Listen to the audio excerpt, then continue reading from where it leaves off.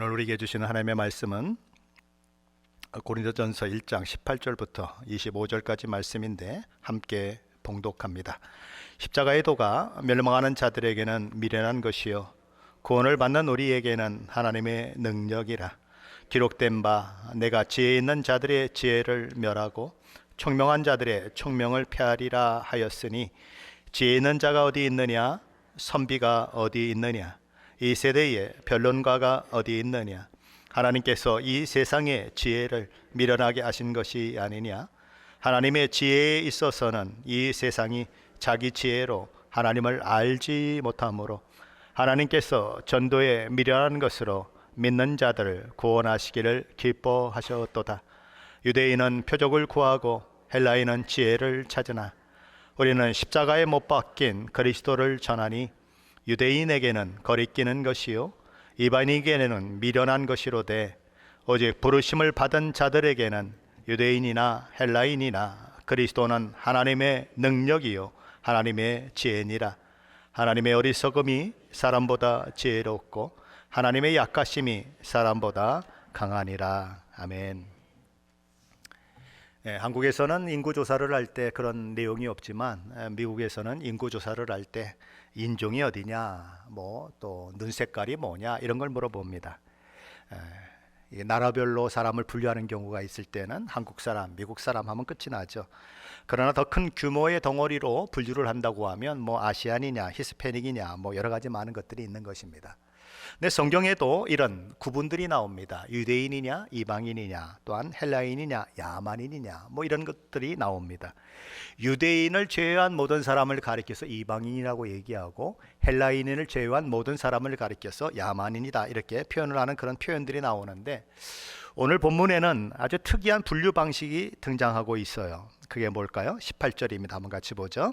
십자가의 도가 멸망하는 자들에게는 미련한 것이요 구원을 받는 우리에게는 하나님의 능력이라.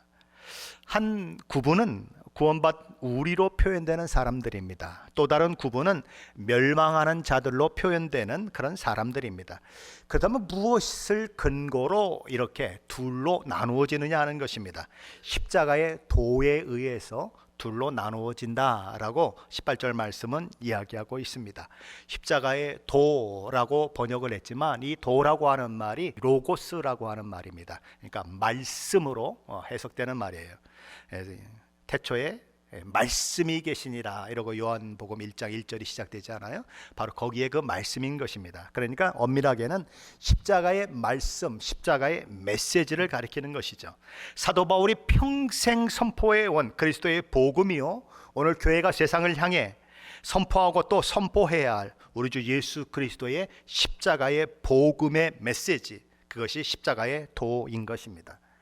십자가의 메시지 속에는 우리 주님의 십자가 죽음과 부활 그리고 영광이 모두 포함되어 있습니다. 그런데 이 십자가의 메시지가 두 개의 인류를 만들어낸다는 것입니다. 어떤 사람들은 십자가의 메시지를 미련한 것으로 여기며 거부합니다. 반면에 어떤 사람들은 십자가의 메시지를 온 마음으로 환영하며 받아들입니다. 거부하는 자는 멸망에 처해지는 자요, 받아들이는 자는 구원의 영광에 참여하는 자라, 이렇게 얘기하는 것입니다. 고대 십자가 처형은 가장 저렴한 비용으로 가장 극대화된 효과를 거두기 위해 고안된 사형 제도였습니다. 십자가는 죄인이 최대한의 고통을 서서히 죽어가면서 최대한 맛보도록 고안된 아주 잔인한 사형 틀입니다.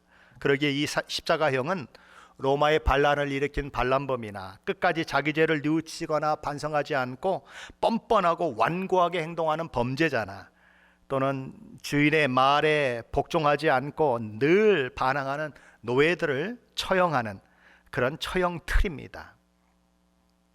그러니 사람들 중에는 로마 변방 오지에서 십자가에 못 박힌 한 젊은 유대인을 가리켜서 세상에 오신 창조주, 하나님의 아들, 세상 죄를 대속하신 구주, 다시 오실 심판자라는 메시지에 귀를 기울이지 않는 자들이 있는 것입니다. 그들은 십자가에 달린 예수를 믿음으로 받아들이느냐 거부하느냐에 따라서 구원받고 하나님의 자녀가 되어 영생을 누리느냐, 아니면 하나님의 진노 가운데 영원한 멸망에 처해지느냐 하는 운명이 갈라진다는 성경의 증언을 무슨 소리 하는 거냐라며 거부합니다. 창조주가 피조물의 죄를 용서하기 위해 성육신하고 그들 대신 십자가에 죽는다면 그게 신이냐라고 말합니다. 그들이 알고 믿고 있는 수많은 신들 중에 그런 신은 없어요. 그건 조금 모자라는 신이나 바보 같은 신이 아니면 그렇게 할 수 없다는 거예요. 그래서 거부하는 것입니다. 하지만 거부하는 것은 그들의 고유의 권한이지만 거부하면 멸망에 처해진다는 하나님의 결정을 뒤집을 수는 없다는 것입니다. 하나님은 사람들이 미련하게 보이는 그 방법으로, 사람들이 미련한 것이라고 생각하는 우리 주님의 십자가 죽으심과 부활의 복음을 통해 사람들을 구원하십니다. 내 방법과 내 고집을 포기하고 하나님의 방법을 받아들이는 자는 구원에 이르는 것입니다. 영생에 이르는 것입니다. 하지만 스스로 지혜 있다라고 생각하거나 총명하다고 생각하며 하나님의 지혜의 산물인 십자가의 메시지를 거부하는 자들은 하나님이 정하신 대로 망할 것입니다. 십자가는 하나님의 지혜예요. 하나님의 능력입니다. 하지만 다 그렇게 생각하는 것은 아니에요.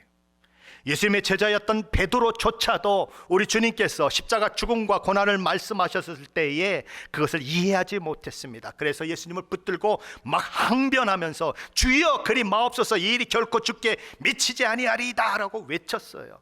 베드로가 이해하는 메시아는 십자가와는 상관이 없어야 했습니다. 힘과 권세로 세상을 통치하시는 메시아가 그가 기대하는 메시아였기 때문이에요. 그러니 예루살렘에서 장로들과 대제사장들과 서기관들에 의해 고난을 받고 십자가에 달려 죽을 것이며 3일 만에 살아날 것이라는 우리 주님의 메시지는 베드로에게는 거슬리는 것이었습니다. 그러기에 그는 우리 주님에게 그런 일이 일어나면 안 된다고 막았었어요. 마치 따지듯이 우리 주님께 따졌습니다. 베드로는 그것이 하나님의 지혜로 말미암아 되어졌다라고 하는 사실을 몰랐습니다. 그래서 결국 하나님의 일하심을 대적하는 자의 위치에 서 버리고 말게 되는 것이지요. 그래서 베드로는 우리 주님께 이런 소리를 들어야 했습니다. 사탄아, 내 뒤로 물러가라.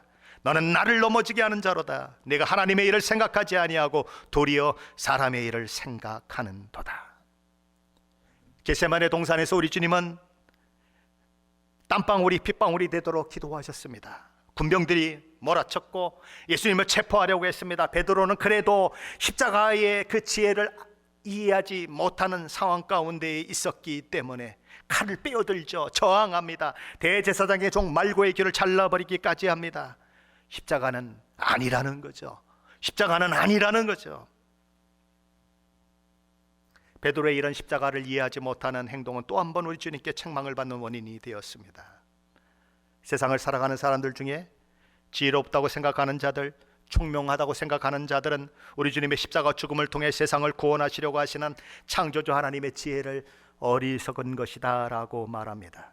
그들의 지혜가, 그들의 총명이 하나님의 지혜를 막아서기 때문이지요. 그러기에 그들이 하나님의 지혜를 받아들이기 위해서는 그들의 그 잘난 지혜, 그 잘난 총명은 패해져야 하는 것입니다. 그게 먼저 있어야 한다는 거예요. 고린도전서 1장 19절 21절 말씀이 그것을 얘기하고 있어요. 한번 같이 볼까요? 19절로 21절 말씀입니다. 기록된 바 내가 지혜 있는 자들의 지혜를 멸하고 총명한 자들의 총명을 패하리라 하였으니 지혜 있는 자가 어디 있느냐, 선비가 어디 있느냐, 이 세대의 변론가가 어디 있느냐. 하나님께서 이 세상의 지혜를 미련하게 하신 것이 아니냐. 하나님의 지혜에 있어서는 이 세상이 자기 지혜로 하나님을 알지 못하므로 하나님께서 전도에 미련한 것으로 믿는 자들을 구원하시기를 기뻐하셨도다. 인간의 지혜는, 인간의 총명은 하나님의 지혜인 십자가 메시지를 이해할 수도 없고 알 수도 없기 때문에 패해져야 한다는 것입니다. 사도 바울은 자기 생각과 자기 경험에 갇혀 하나님의 지혜인 십자가의 메시지를 거부하는 세 개의 사람들을 얘기합니다. 첫째는 지혜를 가졌다고 하는 사람들입니다. 둘째는 선비라고 생각하는 사람들입니다. 셋째는 변론가로 불리어지는 사람들입니다. 여기 이 지혜 있는 자는 헬라 철학자들을 가리킵니다. 철학은 무엇이 참인가? 라는 질문을 던져요. 참이 무엇인지를 추구하는 학문입니다. 그래서 그들은 계속 질문을 던지며 진리를 찾아내려고 합니다. 그래서 존재란 무엇인가? 나는 생각한다. 고로 나는 존재한다. 물은 물이고 산은 산이다. 그걸 누가 몰라요? 그렇게 추구하는 거예요. 선과 악은 무엇인가? 인간은 무엇인가? 지식은 어떻게 가능한가? 이런 질문들을 던져요. 또한 철학은 삶을 이해하고 더 잘 살기 위한 질문을 던지며 그에 대한 해답을 찾으려고 합니다. 어떻게 살아야 하는가? 무엇을 가치 있게 여겨야 하는가? 행복이란 무엇인가? 그 외에도 철학은 비판적 사고를 통해 세상을 해석하려고 합니다. 왜 우리는 이렇게 믿는가? 왜 이 제도는 정당한가? 왜 이 논리는 타당한가? 질문하며 답을 얻으려고 합니다. 더 나아가 철학은 우주는 어떻게 구성되었는가? 인간은 그 안에서 어떤 존재인가? 신과 세계의 관계는 무엇인가라는 질문도 던집니다. 성경 안으로 들어오면 모든 해답이 다 들어있는데, 그리고 그들을 구원하기 위해 이 땅에 보내주시고 십자가에 못 박혀 죽으신 예수 그리스도를 그렇게 알게 되면 그들은 하나님의 자녀요, 하늘 백성의 복과 은혜를 누릴 수 있는데, 그들은 지혜를 추구하면서도 삶이 정말 무엇이냐, 신은 도대체 뭐냐 라는 질문을 던지면서도 자기 지혜에 갇혀 그 모든 혜택을 하나도 누리지 못하는 것입니다. 지혜 있는 자가 어디 있느냐라고 하는 말은 당대 최고의 석학들이여 철학자라고 해도 십자가가 하나님의 능력이요 하나님의 지혜라고 하는 것을 깨달을 수 없다, 그 이야기를 하는 것입니다. 헬라 철학의 본고장인 아테네에 사도 바울이 도착했습니다. 그곳에 있으면서 십자가의 메시지를 전합니다. 우리가 잘 알고 있는 에피쿠로스 철학자들, 스토아 학파 철학자들, 거기에는 수두룩하게 많이 있었습니다. 그들은 이 십자가의 메시지를 바로 논쟁거리로 삼았죠. 그들은 사도 바울을 향해서 이렇게 말합니다. 이 말장이가 무슨 얘기를 하는 거지? 와, 새로운 얘기를 하네. 이 말장이가 빈정거리는 것입니다. 그래서 예수와는 상관이 없는 사람이 되는 거죠. 선비는 성경교사, 성경 필사자 또는 모세의 율법과 성경을 배운 사람들을 가리킵니다. 그러니까 성경에 박식한 바리새인들이나 서기관 같은 자들을 말하는 것입니다. 그들이 누굽니까? 우리 주님을 이 땅에 보내신 성부 하나님을 자신들의 하나님이라고 고백하는 사람들입니다. 그리고 그들은 성경에 능통한 자들이고 성경을 줄줄 외울 뿐만 아니라 성경을 가르치는 선생들입니다. 하지만 하나님의 지혜인 십자가 메시지에 대해서는 원수로 행한 사람들이 바로 그들이었습니다. 그들만큼 예수 그리스도를 아주 집요하게 공격하고 박해하고 미워했던 사람들은 없는 것입니다. 선비가 어디 있느냐라고 하는 질문은 이 세상에서 그 누구보다도 하나님을 잘 안다고 자부하는 유대인들, 율법 전문가들조차도 십자가가 하나님의 능력이요 지혜 있는 사람임을 깨닫지 못했다라는 것입니다. 변론가는 지적인 만족을 위해 논쟁을 즐기는 사람입니다. 논쟁 안 하려면 어떻게 합니까? 지식이 많아야 합니다. 상대방을 논리적으로 이야기해서 완전히 누를 수 있을 만큼, 무력화시킬 수 있을 만큼 뛰어나야 하는 것입니다. 그게 논쟁가예요. 하지만 그 많은 지식을 가지고 있는 그들도, 상대방의 말을 무력화시킬 수 있는 능력을 가지고 있는 그들도 십자가의 메시지가 하나님의 지혜라고 하는 것을 깨닫지 못했다는 것입니다. 왜 그렇습니까? 십자가의 메시지는 이 세상의 지혜로는 알 수 없는 것이기 때문입니다. 하나님의 구원에 참여하려면 하나님의 지혜, 하나님의 방법, 하나님이 주신 계시에 철저히 의지해야만 합니다. 그래야 구원을 얻을 수 있습니다. 그 방법 외에는 아무것도 없어요. 그리고 하나님의 지혜, 하나님의 방법, 하나님의 계시는 바로 예수 그리스도의 십자가 죽음과 부활로 인간을 구원하는 것입니다. 그런데 그게 알아지지 않는 것입니다. 그게 마음에 들어오지 않는 거예요. 세상에 얼마나 똑똑한 사람들이 많습니까? 화려한 원변과 논리적인 논증으로 사람들의 마음을 휘어잡는 자들 얼마나 많습니까? 하지만 그들로 인해서 세상이 더 나아지고 있습니까? 그들로 인해 오늘 이 세상은 바울 당시보다 가난과 굶주림과 무지와 범죄와 부도덕 간물 제거하는 일에 얼마나 더 다가서고 있습니까? 놀랍도록 발전된 지식과 기술과 통신의 발달이 실제로 우리 인간을 얼마나 더 복되고 아름답게 만들고 있습니까? 여기도 박사 저기도 박사, 수많은 박사들을 배출해낸 세상 학문과 교육이 과거 교육을 제대로 받지 못한 우리 선조들이 만들어낸 세상보다 더 도덕적이고 더 고상한 세상을 만들어내고 있습니까? 오늘 이 시대처럼 소통이 발달한 시대가 어디 있습니까? 셀폰만 들면 저 멀리 코소보에 있는 분도 영상통화로 통화가 가능한 시대 아닙니까? 얼마나 많은 메신저가 있는지 아십니까? 얼마나 많은 소셜 이 네트워크 하는 그런 것들이 있는지 아십니까?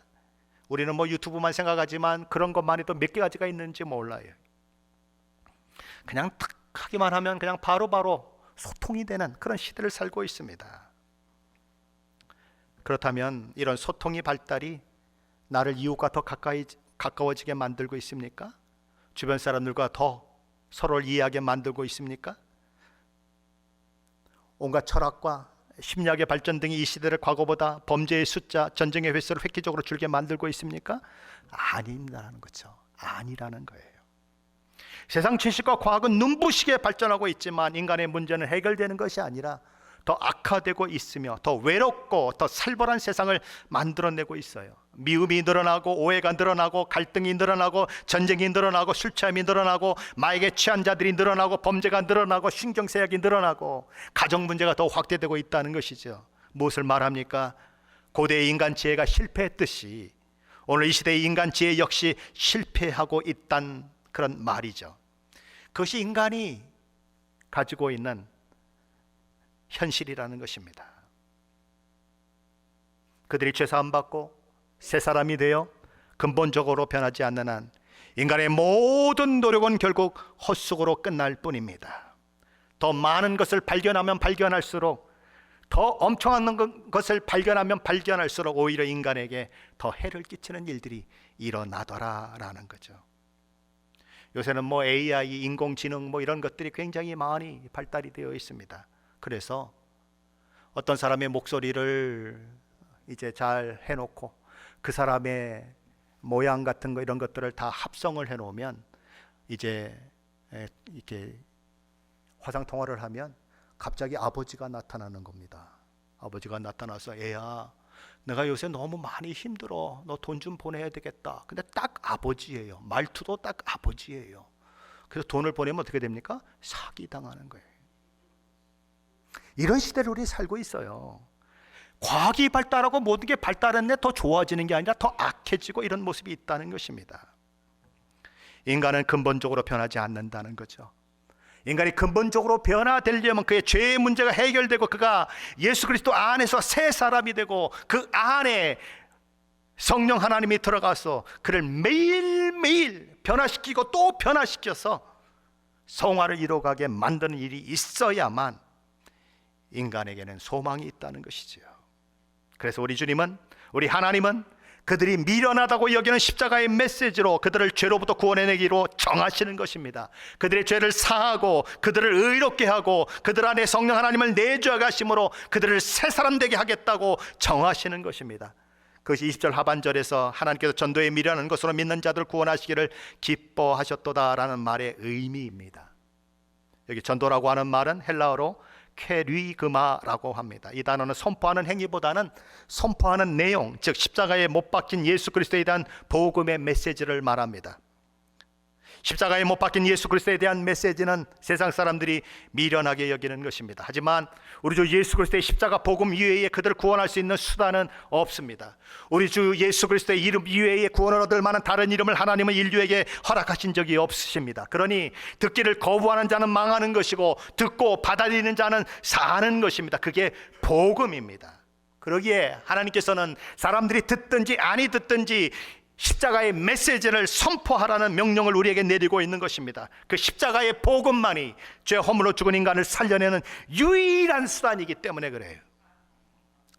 하나님께서는 세상 사람들이 미련하게 여기는 십자가에 못 박힌 예수 그리스도의 복음을 통해 많은 사람들 구원하시기로 정하셨습니다. 누구든지 십자가 복음 안에 정직히 서서 우리 주 예수 그리스도를 마음으로 믿고 입으로 시인한 자는 구원이 그들의 것이 되도록 정하셨습니다.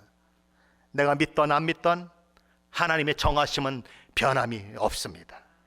내가 안 믿는다고 하나님의 정하심이 바뀌는 것도 아니고 하나님의 정하심대로 모든 것이 되어질 것입니다.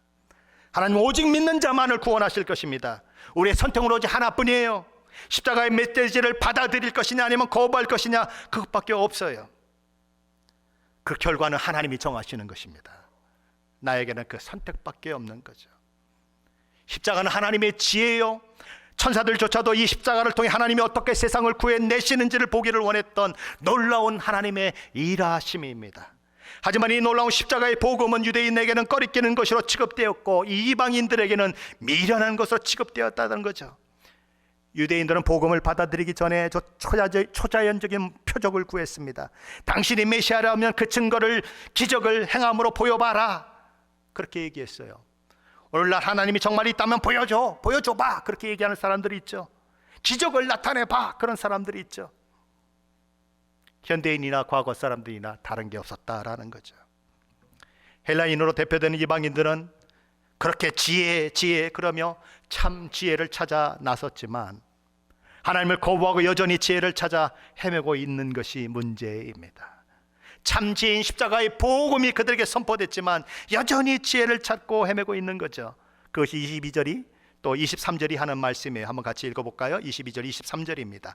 유대인은 표적을 구하고 헬라인은 지혜를 찾으나 우리는 십자가에 못 박힌 그리스도를 전하니 유대인에게는 꺼리끼는 것이요 이방인에게는 미련한 것이로되.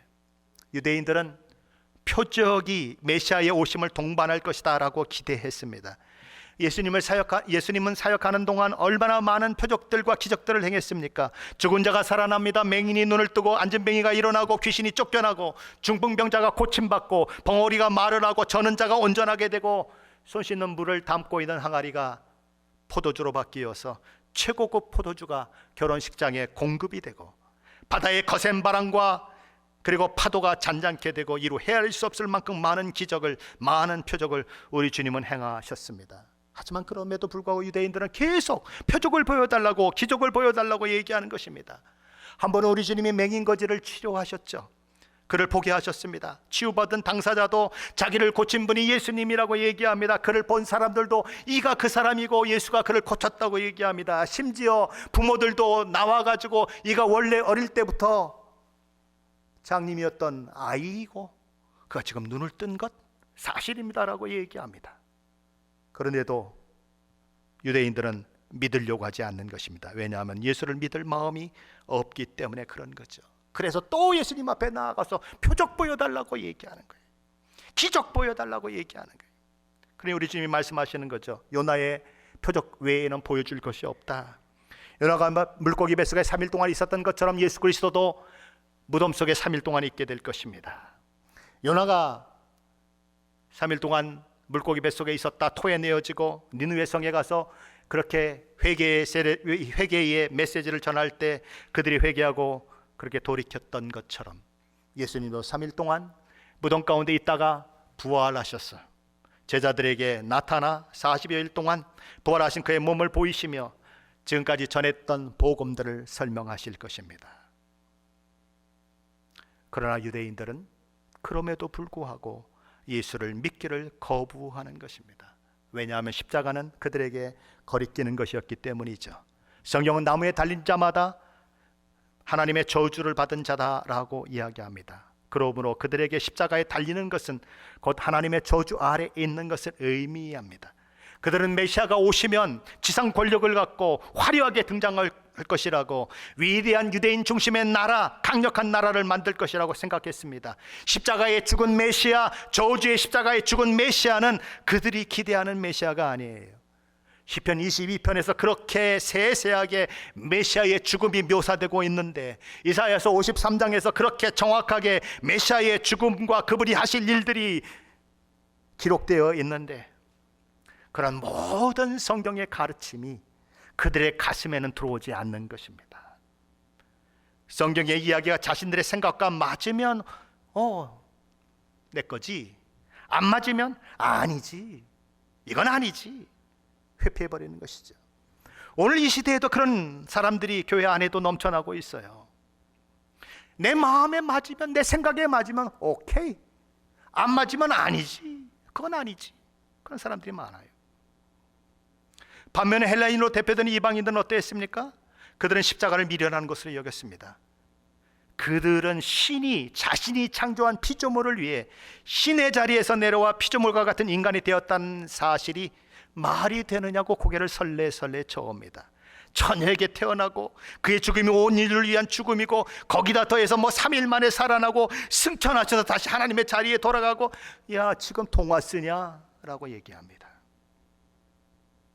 이들이 믿는 신은 결코 자신을 그렇게 내어주는 신이 아니에요. 자신의 권력을 포기하는 신이 아닙니다. 그들이 믿는 신은 인간을 위해 죽는 신이 아니에요. 인간이 예쁜 여자하고 살면 그걸 빼앗는 신이에요. 인간이 수천, 수백만, 수억만이 다 죽어가도 눈 하나 깜빡하지 않는 그런 신이에요. 인간을 위해 죽는 신, 인간을 위해 십자가에 힘없이 못 박혀 죽는 신, 그들이 생각하는 신이 아니에요. 그래서 그들은 십자가의 복음을 거부하는 것입니다. 하지만 그런 모든 거부는 그들의 무지함에서 비롯된 것이다 라는 것이 성경의 증언이에요.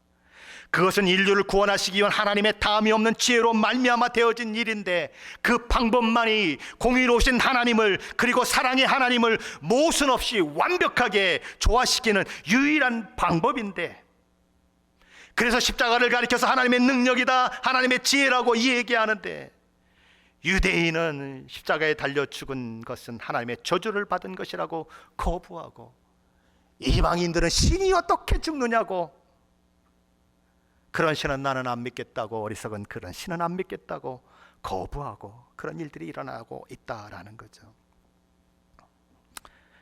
유대인들은 십자가에 달려 죽은 하나님이 저주받은 것이라고 생각했습니다. 맞습니다. 우리 주님 십자가에 달려 하나님의 저주를 다 받으셨습니다. 뭐 때문에요? 저와 여러분이 하나님의 저주를 받아야 하는데 우리 주님이 대신 받으셔야 했기 때문입니다.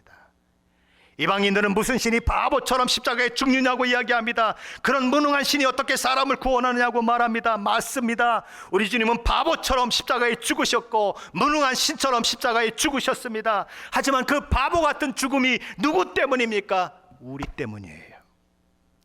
그 무능한 것 같고 무력하게 십자가에 죽으신 것은 우리를 살리기 위한 우리 주님의 사랑이라는 거예요. 그걸 모르니까 미련한 것으로 보이고, 그걸 모르니까 어리석은 것으로 보이고, 하나님의 지혜를, 하나님의 능력을 이해하지 못하는 일들이 일어나는 것입니다. 그 사도 바울은 얘기하는 거예요. 사람의 지혜가 하나님의 지혜와 비교될 수 있을까? 사람이 가장 지혜로운 것이 하나님이 가장 어리석은 것만큼 될 수 있을까? 사람의 강함이 하나님의 강함과 비교될 수 있을까? 사람의 가장 강함이 하나님의 가장 약함과 비교될 수 있을까? 없다. 그렇게 얘기하는 것입니다. 그러니 사람의 지혜를 의지하지 말고 하나님의 지혜를 의지해야 한다는 거예요. 그러니 사람의 능력을 의지하지 말고 하나님의 능력을 의지해야 한다는 거예요. 그것이 24절 25절이 말씀하는 거예요. 한번 같이 읽어보겠습니다. 오직 부르심을 받은 자들에게는 유대인이나 헬라인이나 그리스도는 하나님의 능력이요 하나님의 지혜니라.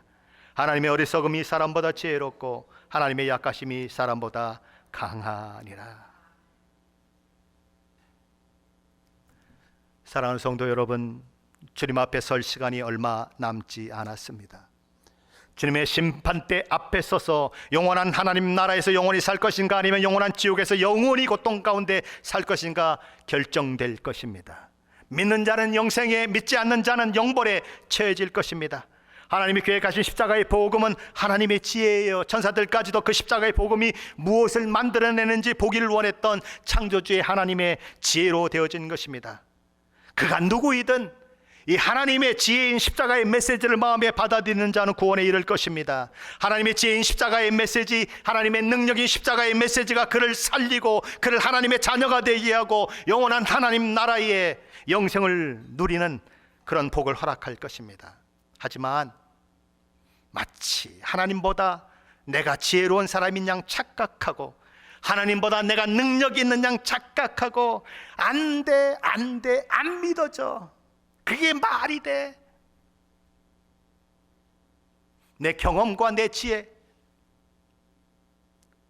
그걸 갖다 대니까 너무 허무맹랑해 보이고 아무것도 아닌 것 같이 보이는 자들은, 그래서 십자가를 거부하는 자들은 영원한 멸망에 처해진다라는 거예요. 저와 여러분은 지금 어느 부류에 속해 있습니까? 구원받은 우리 속에 포함되어 있습니까? 아니면 멸망하는 무리 속에 포함이 되어 있습니까? 십자가의 복음이 아무리 선포되고 또 선포돼도 여전히 말도 안 되는 것처럼 보이고 어리석어 보이고 거짓말처럼 들립니까? 그러면 여러분은 죄송하지만 멸망하는 무리 속에 포함이 되어 있는 것입니다. 들리지 않으면 멸망하는 자의 무리 속에 있다는 것을 기억하셔야 합니다. 그럼 무엇이 문제입니까? 무엇이 하나님의 지혜를 받아들이지 못하게 만들고 있습니까? 하나님의 지혜를 가로막는 내 지혜가 있어요. 내 총명이 있어요. 그걸 내버려야 한다는 것입니다. 하나님의 지혜를 더 이상 거부하지 말고 굴복해야 한다는 것입니다. 그렇게 함으로 우리 주 예수 그리스도의 십자가 복음으로 구원받아 하나님의 자녀의 영광에 이른 신자로 세워져야 한다는 것입니다. 하나님이 여러분보다 덜 똑똑하시겠습니까?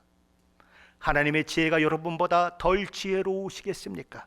하나님이 바보라서 아들을 세상에 보내주시고 십자가에 못 박고 그러셨겠습니까? 그 방법밖에 없기 때문에 하나님이 그 일을 하셨는데, 나는 이 머리통에 이 뇌가 몇 개나 돼요? 이까지 것 가지고 그거 가지고 아니야 못 믿어. 뭐가 그렇게 잘났어요? 뭐가 그렇게 대단해요? 여러분이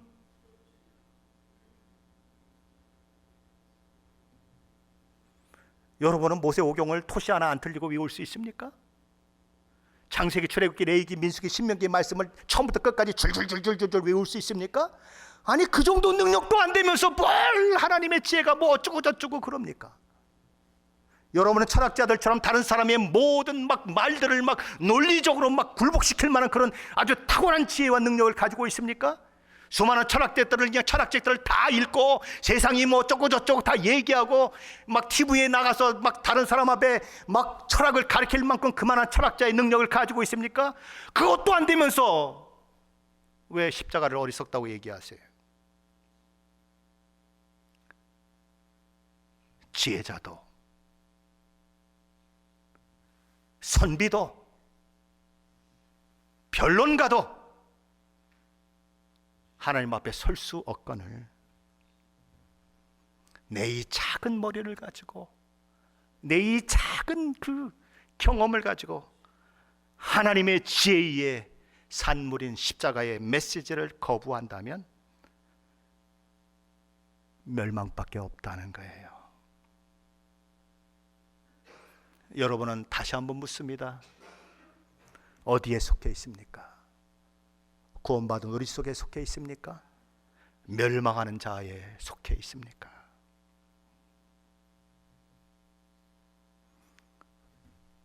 십자가의 메시지를 가슴에 받아들이고 구원에 이르는 자가 되시기를 축원합니다. 이미 구원 받으셨습니까?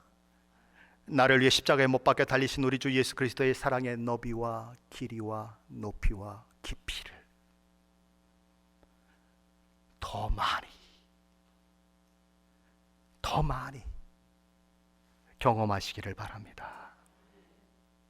그 십자가의 사랑이 내 가슴 속에 파고 들어와서 나의 표정을 변화시키고 나의 언어를 변화시키고 나의 삶을 변화시키고 저와 여러분의 기쁨의 근원이 되어서 세상 것 없어도 아무것도 가진 것 없어도 내세울 것 없어도 이 안에 기쁨이 충만한 그런 자로 세워질 뿐만 아니라 내가 만난 예수, 나에게 이 기쁨과 평안을 주신 예수, 세상 염려를 내려놓게 하시고 하늘나라를 바라보게 하신 예수, 그분을 전하는 자들로 세워져서 저와 여러분을 통해 하나님의 영광 받으시고 저와 여러분을 통해 수많은 영혼들이 주께로 돌아오는 일들이 있으시기를 예수 그리스도 이름으로 간절히 축원합니다.